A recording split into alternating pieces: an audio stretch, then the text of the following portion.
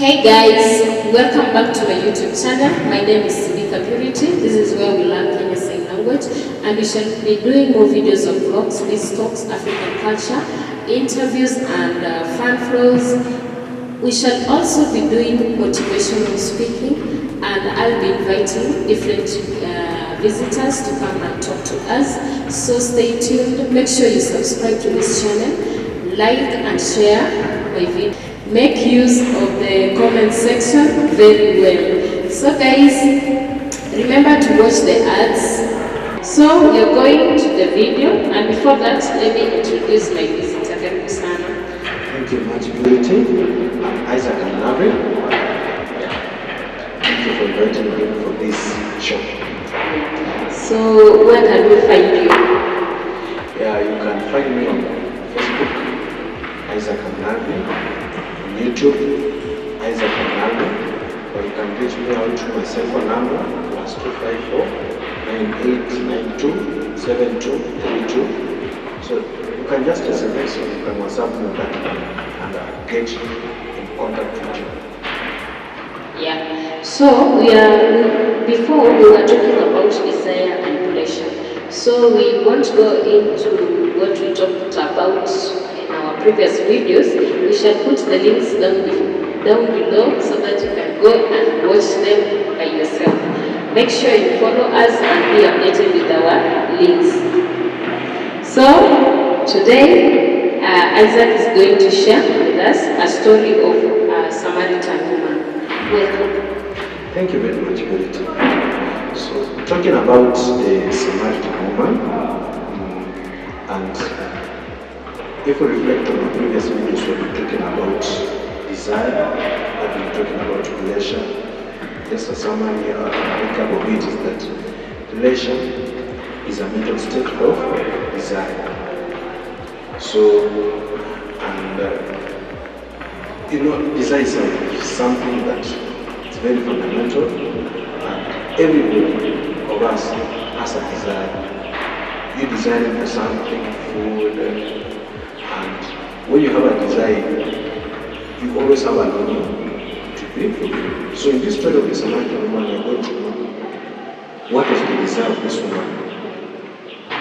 And that desire that she had, was it met? And if it was not met, what was the solution? Yes. So in John 4:15, there was this woman saying, this Samaritan woman, the woman said unto him, Sir, give me this water that I thirst not, neither come hither to draw. Jesus said unto her, Go call thy husband, and come hither. And the woman answered and said, I have no husband. Jesus said unto her, Thou hast well said, I have no husband. So this woman, he had no husband.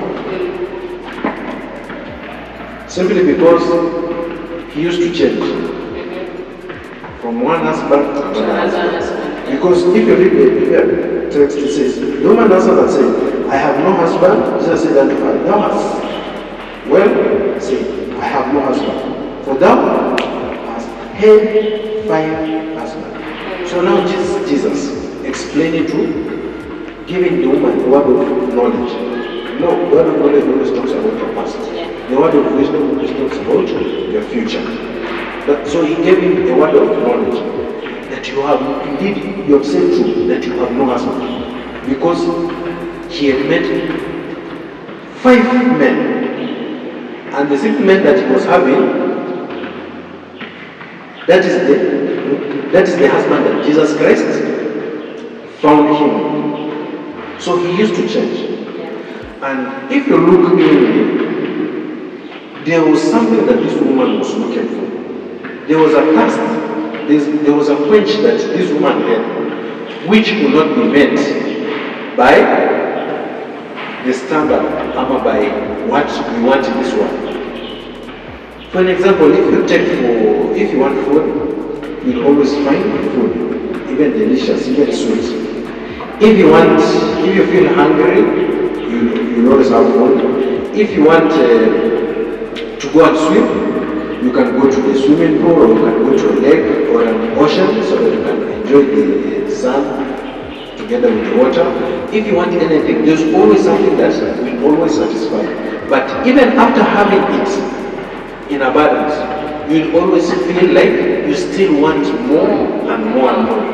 Or even if you have it more and more, you'll always, after enjoying that desire, you'll always feel like that thing in you has not been fully met. So, as we go on, there is nothing that we can desire in this world that can satisfy the desires of our soul. Because the heart of man is desperately wicked.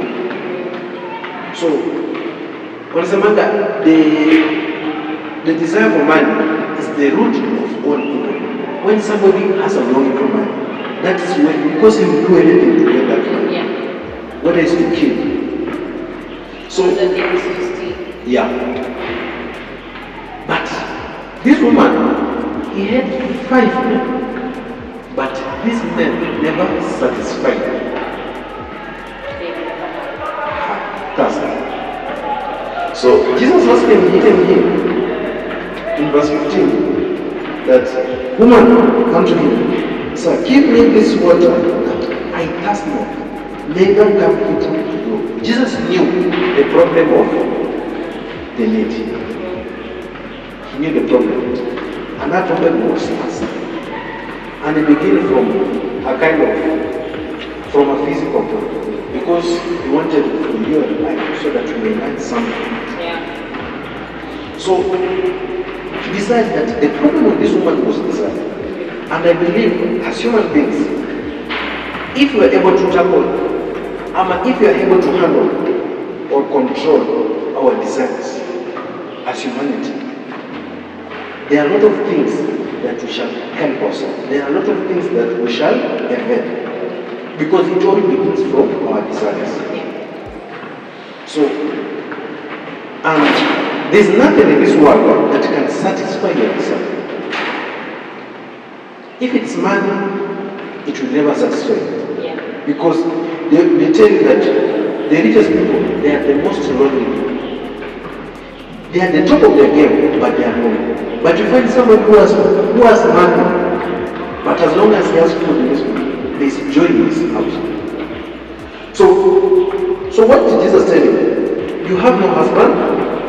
Said, that's true. The woman said unto him, sir, I perceive that thou art a prophet. If you go ahead, the result of it, after Jesus submitted himself, giving him the answer, he tells him, verse 29, come and see a man who told me all things that I ever did. Is not this the Christ? Come and see a man. So, despite having 6 men in his life, even the 6th man was not able to fulfill that desire within him. It was only Jesus. So Jesus is the only answer to the satisfaction of our desires.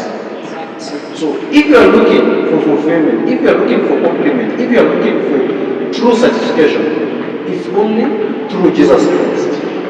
And how does Jesus give us that ultimate desire, that final desire? If you open with me the book of Philippians 2:13, it says, for God is working in you, giving you the desire to obey Him and the power to do what pleases Him. God gives you the desire. So, that means that our desire to do something right, it is limited. We have to desire. We have to allow God to desire in us so that we may please Him. So when we walk this life, we are not walking a life so as to be accepted of God. We respond to life where Christ has already accepted us. Because if you begin vice versa, it will be tiresome and cumbersome.